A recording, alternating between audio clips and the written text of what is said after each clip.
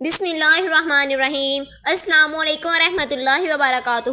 ناظرین، آج ہم آپ کو ایک ایسی 3 عورتوں کا واقعہ سنانے والے ہیں جن کی شکلیں جانوروں میں بدل گئی۔ آخر ان عورتوں میں ایسا کون سا گناہ کیا تھا جس کی وجہ سے ان کو اتنی بڑی سزا ملی؟ اس پورے واقعے کو سننے کے لیے ہمارے ساتھ آخر تک رہے گا۔ پیارے ناظرین، بغداد شہر کے ایک علاقے میں ایک گھر تھا۔ اس گھر کے لوگ بہت نیک اور پرہیزگار تھے۔ اس گھر کے لوگ ہر تہوار بہت ہی احترام کے ساتھ مناتے تھے۔ اس گھر میں ایک چھوٹی سی بچی سی تھی جس کا نام گلناز تھا۔ اس کے والدین محرم کا مہینہ شروع ہوتے ہی اپنے گھر کھانے کا بہت اہتمام کرتے تھے۔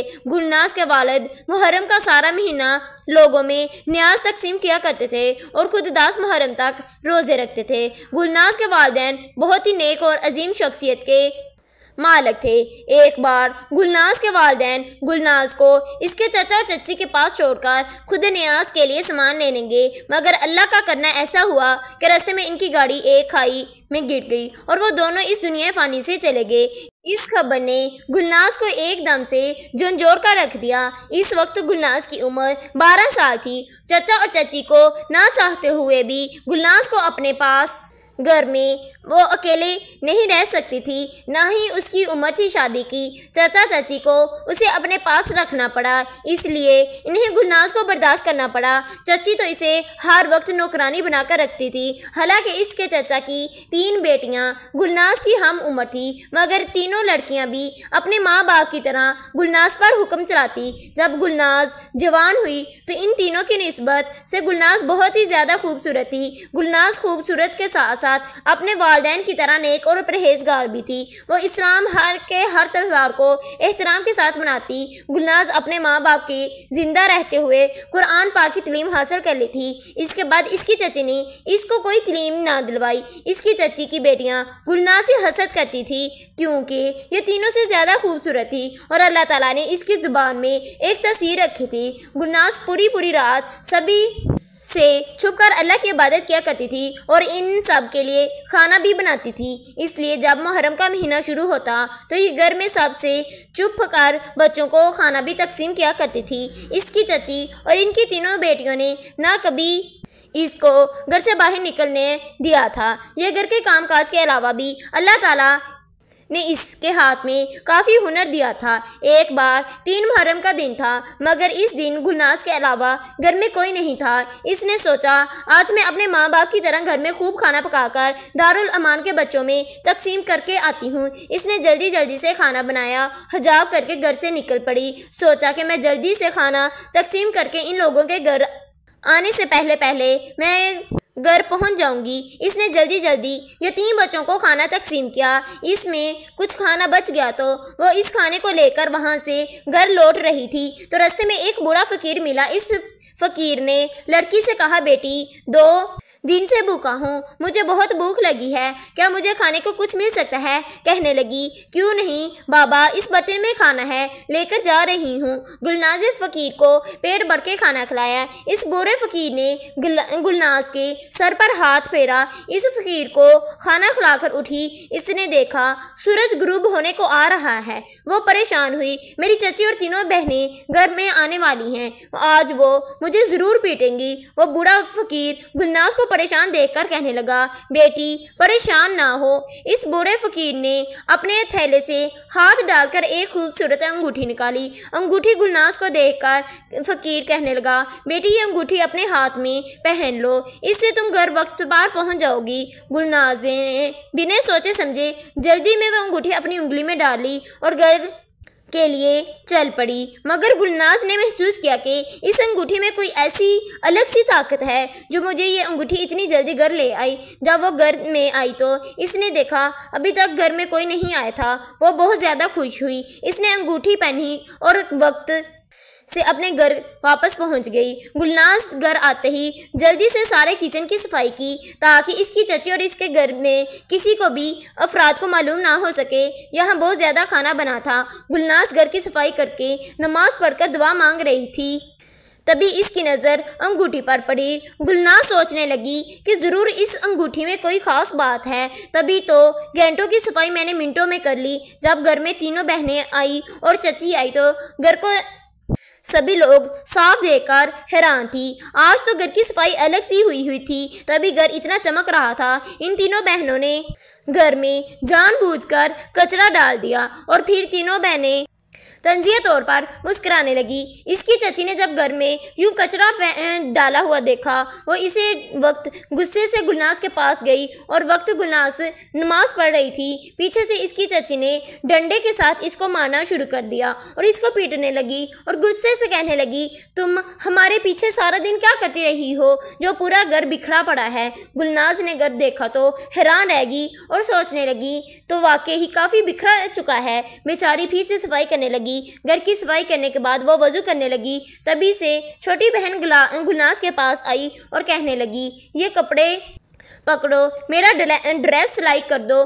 सुबह तक ये मुकम्मल सिलाई होना चाहिए। सुबह मेरी सहेली की शादी है, मुझे यही ड्रेस पहनकर जाना है। इस ड्रेस को तुम्हें खूबसूरत सिलाई करना पड़ेगा। अगर मेरा ड्रेस ठीक से सिलाई ना हुआ तो मैं अम्मा से कह दूंगी और आगे जो होगा तुम अच्छे से जानती हो।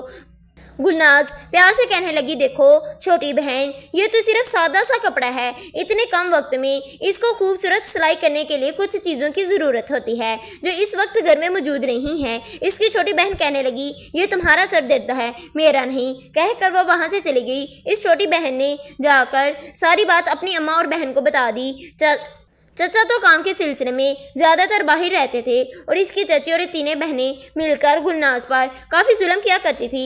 वो बेचारी चुपचाप इनके जुल्म सहती रही। दूसरी तरफ गुलनाज जानबूझकर बचाकर रो रही थी। अल्लाह ताला से कह रही थी, या अल्लाह, मैं इनकी हर बात मानती हूँ, हर काम कर देती हूँ, फिर भी मुझसे खुश नहीं होती। दुआ मांगने के बाद गुलनाज घंटों में सर देकर रो रही थी और कह रही थी, अल्लाह, अगर आज मेरे वालिदैन जिंदा होते तो मुझसे प्यार मोहब्बत किया करते। वो आंखें बंद करके रो रही थी। इसको एकदम से ख्याल आया, फ़कीर ने मुझसे कहा था, बेटी, अगर तुम्हें परेशान हो, कोई मुश्किल आए तो इस अंगूठी को पहन लेना, तो तुम्हारी तमाम परेशानियां दूर हो जाएंगी। अल्लाह ताला तुम्हारी चची और सारी बहनों को एक दिन ज़रूर सबक सिखाएगा।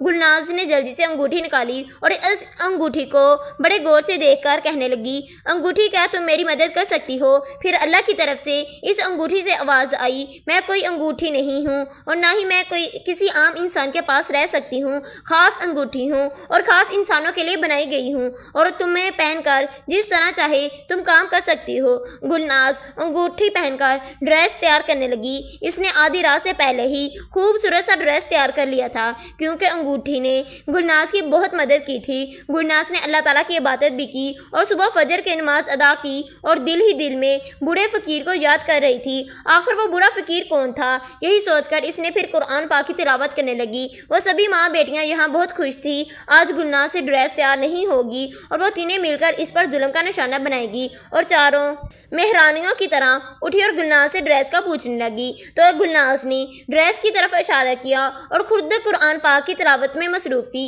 वो चारों ड्रेस को देखकर हैरान होगी। इतने कम वक्त में इतना खूबसूरत ड्रेस इसने आखिर कैसे तैयार किया? ड्रेस तो बिल्कुल शहजादियों की तरह था। बड़ी बहन कहने लगी, ज़रूर इसके पास कोई जादू है, तभी हर वक्त काम मिनटों में कर लेती है। दूसरी बहन भी इसकी हाँ में हाँ मिलाने लगी और चारों लड़कियां तैयार होकर सहेली की शादी पर जाने लगी। तो इसकी चाची ने कहा, आज तुम हमारे आने से पहले बड़े पेड़ की लकड़ियां काटकर जमा कर देना। इसकी चाची ने जानबूझकर इसको 10 मजदूरों के काम करने वाला काम बता दिया। बड़ी बहन इसकी तरफ अजीब नज़रों से देख रही थी। जब चारों घर से निकल गई तो बड़ी बहन अपनी अम्मा से कहती, मेरी तबीयत ख़राब है, आप लोग चले जाएं, आज मैं घर पर आराम करना चाहती हूँ। असल में ये गुलनाज की खोज लगाना चाहती थी। आखिर ये घर का काम क्या करती है? पहले तो ये रोज़ हम लोगों से मार खाती थी, तो ये हमें किसी शिकायत का मौका नहीं देती। आखिर ये सारा काम खुद कैसे कम वक्त में कर लेती है। अब ये बड़ी बहन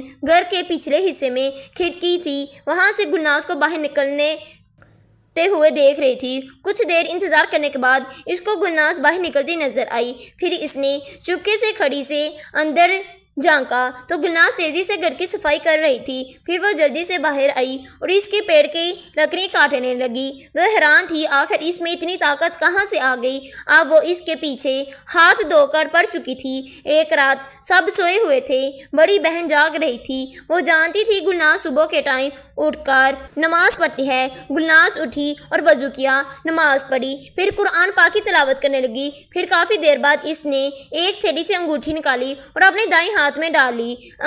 گلناز نے اس انگوٹھی کو کہہ رہی تھی کہ انگوٹھی میری مدد کرو، مجھے گھر کے کام کرنے ہیں، آج دارالایمان کے بچوں کے لیے کھانا بنانا ہے۔ وہ جلدی سے کھانا بنانے لگی اور اتنے کم وقت میں بہت سارا کھانا بھی بن گیا تھا۔ بڑی بہن یہ منظر دیکھ رہی تھی۔ وہ کہنے لگی اچھا میں سمجھ گئی، اس لیے ہمیں کسی شکایت کا موقع نہیں دیتی، انگوٹھی ہی اس کی مدد کرتی ہے۔ وہ غصے سے اپنی ماں اور بہنوں کو سب کچھ بتانے لگی۔ دوپہر میں گلناز نے بہت سارا کھانا بنایا۔ گلناز اپنی چاچا اور بہنوں کو کھانا دینے کے لیے آئی اور بڑی بہن کہنے لگی تم جھوٹ نہ بولو، تم نے آج سارا کھانا بنایا ہے۔ تم نے تو کہنے لگی جی ہاں میں تو روز سب کے لیے کھانا بناتی ہوں، آج میں نے سب کے لیے الگ الگ آپ سب کی پسندیدہ ڈشز بنائی ہیں، میں نے سب کے لیے کھانا تیار کیا ہے۔ چاچی بہنیں کہنے لگی تمہاری ہمت کیسے ہوئی ہمارے لوگوں کے ساتھ دھوکہ کرنے کی، اور وہ چاروں گلناز کو مارنے پیٹنے لگی۔ بیچاری مظلوم کی طرح روتی رہی۔ گلناز